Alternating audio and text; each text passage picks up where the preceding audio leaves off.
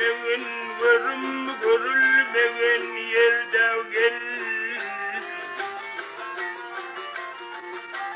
Aklın bolsa söz aytmağın, obat verilmegen yerde gel evi.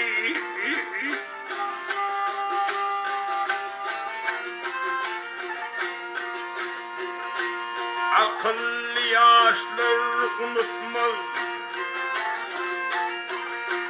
akıllı yaşlar unutmaz, uğrağa zav yaprak bitmez gel.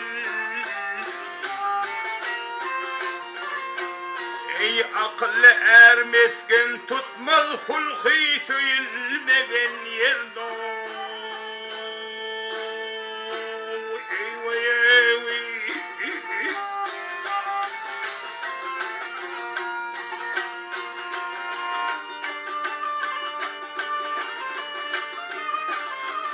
Hey oylevi gömlüp kalan ağrı akmaz,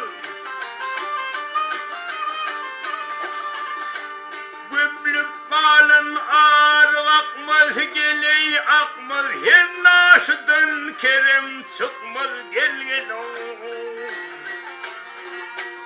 İt gözlemez pişik bakmaz, saçak yazılmağın yerde.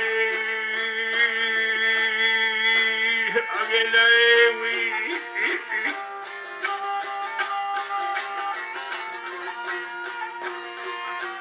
namat koş üstünde arlar, imi taş üstünde gürler gel.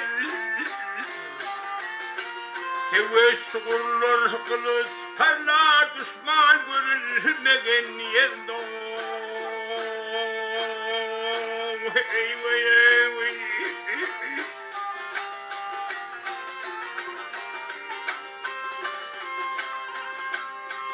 Hey, seveş gurlar kılıç parlar, düşman görül.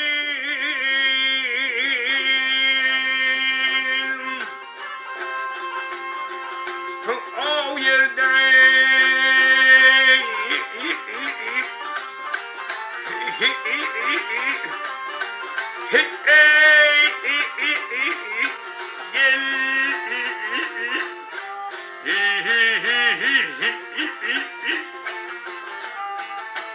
Ey vay